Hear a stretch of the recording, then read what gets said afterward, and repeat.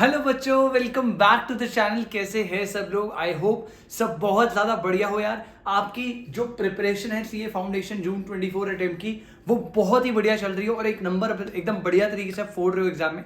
ठीक है, अब अगर बेटा मैं आज से बात करूँ आपकी इस वीडियो की, तो बेटा इस लेक्चर में, इस वीडियो में पर्टिकुलर हम आपको बताने वाले हैं लास्ट 20 डेज स्ट्रैटेजी, जैसे आप बिजनेस लॉ को थोड़ा अच्छे से प्रिपेयर कर पाए। ठीक है, अब ये स्ट्रैटेजी पहले मैं मेंशन कर दूं बेटा, अगर आपने पूरे साल कंसिस्टेंटली अच्छे से पढ़ा है, सारे एक्ट सारी चीजें आपने अच्छे से कवर करी है लॉ में, और आपको लॉ में इतनी कोई प्रॉब्लम नहीं है, तो बेटा प्लीज आप इस वीडियो में टाइम इन्वेस्ट मत करिए। ये वीडियो आपके लिए नहीं है।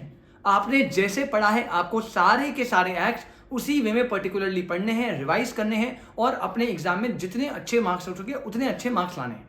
ये जो स्ट्रैटेजी मैं प्रॉपर्ली फॉर्म कर रहा हूं इस वीडियो में, ये पर्टिकुलरली उन स्टूडेंट्स के लिए है जो लॉ को लेके बहुत ज्यादा अंडर कॉन्फिडेंट है, जिन्होंने टॉपिक्स पढ़े तो थे लेकिन अब याद नहीं आ रहे, और अब 20 डेज में इतना सफिशिएंट टाइम नहीं है कि आप सारा कुछ पढ़ पाओ, या आपने पहले से कुछ पढ़ा ही नहीं है। बेसिकली उन बच्चों के लिए जिन्होंने या तो ढंग से नहीं पढ़ा, इनकम्प्लीट पढ़ा है, या कुछ पढ़ा ही नहीं है। अब अगर मैं बेटा 20 डेज की बात करूं, आपको पता है कि 20 डेज में बिजनेस लॉ को 100% कवर करना is unrealistic and impractical, logically possible नहीं है।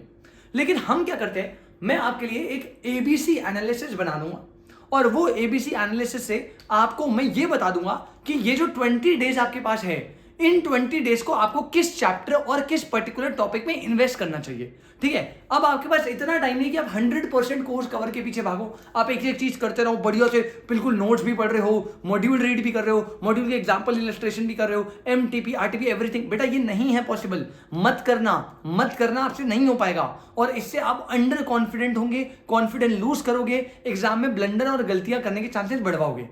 आपको करना क्या है, ध्यान से सुनना बेटा। आपका जो बिजनेस लॉ है फाउंडेशन का, वो टोटल मिला के ये 7 चैप्टर्स आपके सिलेबस में है। रेगुलेटरी फ्रेमवर्क जिसमें बेसिक्स की बातें करिए, कॉन्ट्रैक्ट, सोगा, पार्टनरशिप, एलएलपी, कंपनी और नेगोशिएबल। अब पहली चीज जो मैं आपको बोलूंगा, बड़े ध्यान से समझना, आपका जो कॉन्ट्रैक्ट, सोगा, पार्टनरशिप और कंपनी है, इनको मैं कैटेगरी ए में डाल रहा हूं। ठीक है, पहले अभी हम देखते करना कैसे, बट ये क्या है, आपका जो कॉन्ट्रैक्ट एक्ट है विच इज 20 से 30 मार्क्स, बेटा इसे तो मैं ए प्लस कैटेगरी में डाल रहा हूं। मतलब अगर आप इसको छोड़कर जाते हो तो एग्जाम में आपके पास होने की प्रोबेबिलिटी बहुत ही कम है। मतलब किसी और टॉपिक को छोड़ो पकड़ो जो भी है, कॉन्ट्रैक्ट को गलती से मत छोड़कर आना, पहले ही बता रहा हूं बेटा। 20 से 30 मार्क्स तक की 1/3 ऑलमोस्ट वेटेज सिर्फ कॉन्ट्रैक्ट की है, और इसमें से भी मैं थोड़ा प्रिसाइज हो जाऊं तो प्लीज आप जब भी कॉन्ट्रैक्ट पढ़ोगे, कॉन्ट्रैक्ट पूरा अच्छे से पढ़ना है। मतलब अगर आप 20 डेज में से 1 वीक भी, एक 7 दिन भी कॉन्ट्रैक्ट में लगा दोगे तो मैं आपको कोई दिक्कत वाली बात नहीं है, कोई दिक्कत नहीं है। 7 डेज लगाना, लेकिन 7 डेज में उस कॉन्ट्रैक्ट का 100% यूटिलाइजेशन करना है। 20 से 30 मार्क्स का कॉन्ट्रैक्ट है, ए प्लस कैटेगरी में डाल रहा हूं इसमें। और ये जो कॉन्ट्रैक्ट है, इसमें से भी अगर आपको याद हो तो आपको पता है ना बेटा, एक कॉन्सेप्ट है स्पेशल कॉन्ट्रैक्ट्स, जो पहले इंटरमीडिएट में था, और ये फर्स्ट टाइम है मई 24 या जून 24 में कि ये कॉन्ट्रैक्ट में आ रहा है। 5 कॉन्ट्रैक्ट आपके पास है, इंडेमनिटी, गारंटी, बेलमेंट, प्लेज और कॉन्ट्रैक्ट ऑफ एजेंसी। बेटा इन 5 को छोड़ने की गलती मत करिएगा, भर भर के क्वेश्चन आएंगे इनमें से। मतलब 20 या 30 मार्क्स का अगर कॉन्ट्रैक्ट आ रहा है तो आप समझ के चलिए कि एटलीस्ट 10 से 12 या 12 से 15 मार्क्स सिर्फ स्पेशल कॉन्ट्रैक्ट से बनेंगे, क्योंकि ये एकदम नया पार्ट है। और जब भी, मैं आपको पहले ही बता रहा हूं, जब भी आईसीआई का रिकॉर्ड है, फाइनल से लेके इंटरमीडिएट से लेके फाउंडेशन में, जब भी कोई नया टॉपिक आया है, जब भी कोई अमेंडमेंट आई है, आईसीआई सबसे पहले वो न्यू एलिमेंट या वो न्यू अमेंडमेंट से क्वेश्चन देता है। तो मैं आपको पहले बता रहा हूं, इन 5 में से आप एटलीस्ट, जो indemnity, guarantee, bailment, pledge, agency है, इन 5 में से आप एटलीस्ट 2 या 3 पे तो क्वेश्चन लेके ही चलो कि 3 में से क्वेश्चन आएगा ही आएगा। तो सबसे पहला आपका जो 20 डेज में से पहला काम होना चाहिए वो है इंडियन कॉन्ट्रैक्ट एक्ट को खत्म करना, with special attention to special contracts. इनमें एकदम स्पेशल अटेंशन नहीं है, अच्छे से करना है। और करना कैसे, आपको नोट्स पढ़ने हैं, आपको आईसीआई मॉड्यूल के जो बीच के इलस्ट्रेशंस है वो अच्छे से करने हैं, और अगर ये दोनों करने के बाद आपको लग रहा है कि भाई अभी भी टाइम है, तो आप जो है प्रीवियस ईयर क्वेश्चंस की तरफ भी जा सकते हैं। क्लियर है? तो ये हो गया आपका पहला। अब दूसरा बेटा, जो सोगा, पार्टनरशिप और कंपनी है, इन्हें भी मैंने ए कैटेगरी में डाला है। This is a plus, this is A category, क्योंकि हर एक टॉपिक 15 से 20 नंबर की वेटेज रखता है, 15 से 20 नंबर की वेटेज। और अब आपको एक छोटी सी बात बताओ, छोटी सी बात, अगर आप कॉन्ट्रैक्ट, सोगा, पार्टनरशिप, कंपनी आउट ऑफ 7 ये 4 एक्ट भी पढ़ लेते हो 20 दिन में, लॉजिकली बता रहा हूं, लॉजिकली पहले बता रहा हूं, जिन बच्चों ने पहले से पढ़ा हुआ है बेटा उनको सारा पढ़ना है, सातों के 10 चैप्टर, वो इस वीडियो को मत देखिए, टाइम वेस्ट कर रहे हो। मैं उन बच्चों की बात कर रहा हूं जिन्होंने अभी या तो आधा अधूरा पढ़ा है या याद नहीं है या बिल्कुल भी नहीं पढ़ा, अब 20 दिन में पढ़ने वाले, अभी आत्मा जागी आपकी, जस्ट लाइक मी, मेरी तरह जो बच्चे हैं मैं उनकी बात कर रहा हूं।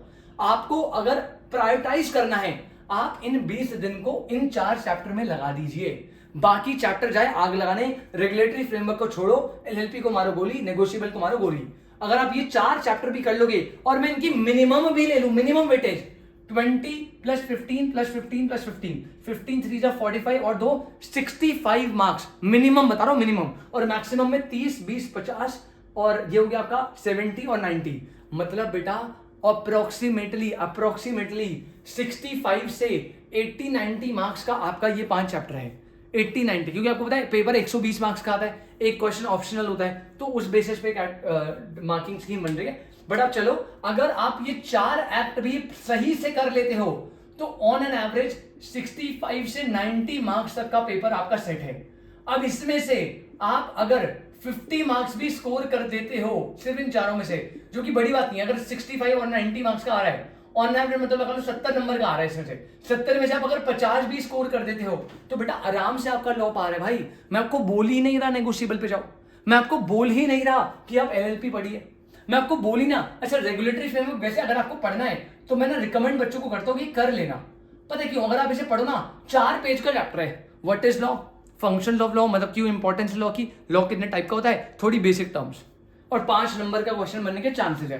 ठीक है, तो मैं तो अपने स्टूडेंट्स को रिकमेंड करता हूं कि बेटा ये पढ़ लीजिएगा, क्योंकि 4-5 पेजेस है और 5 नंबर बन सकता है, तो अच्छी बात है।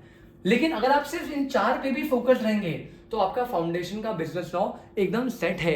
नेगोशिएबल और एलएलपी और रेगुलेटरी फ्रेमवर्क के पीछे मत पड़ना।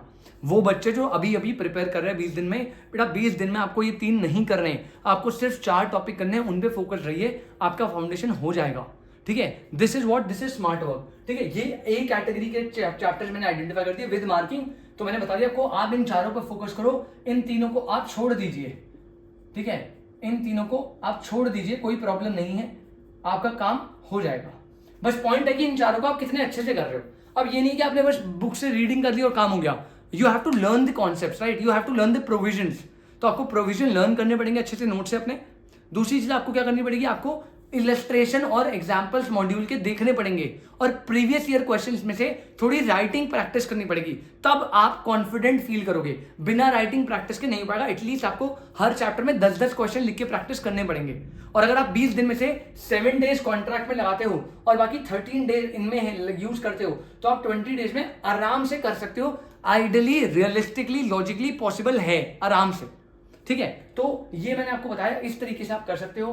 बाकी आई होप आपको एकदम क्लियर हो। अगर आपको बेटा कोई भी दिक्कत परेशानी है तो प्लीज आप मुझे कमेंट सेक्शन में बताइए, हम उस चीज का सोल्यूशन निकालेंगे। बाकी all the best for your exam, अच्छे से मेहनत करिए। बस 20 दिन की बात है बेटा, ये प्रेशर हैंडल कर लीजिए। ये जो 20 दिन की मेहनत है, मैं बता रहा हूं आपको इतना रिग्रेट हो जाएगा ना अगले 4 से 5 महीने कि यार उस दिन 20 दिन मेहनत कर ली होती, बात सुन ली होती सर टीचर्स की, तो ये 4 से 5 महीने अपनी लाइफ के सेव कर लेते, राइट। तो अपने पेरेंट्स के टाइम, अपने पेरेंट्स का मनी, अपने पेरेंट्स के एफर्ट्स, इन सबको वेस्ट मत करिए।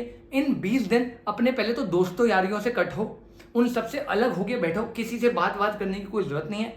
अपना आराम से स्टडी पे फोकस करो, ठीक है, और फुल्ली यूटिलाइज करो ये 20 डेज को। ठीक है, आई होप सब कुछ आपको क्लियर हो। All the best for your exam. अच्छे से बढ़िया से एकदम एग्जाम देना, कूल माइंड होके। सिर्फ स्पेसिफिक टॉपिक पे फोकस करो, जितना पढ़ो अच्छे से पढ़ो। जो नहीं पढ़ा भाड़ में जाए बेटा, आग लगाओ, मिट्टी पाओ, उन्हें हटा दीजिए। जो पढ़ा है उस पर डेडिकेटेडली फोकस रहो और आपका काम हो जाएगा। थैंक यू सो मच, मिलते हैं बेटा आपसे।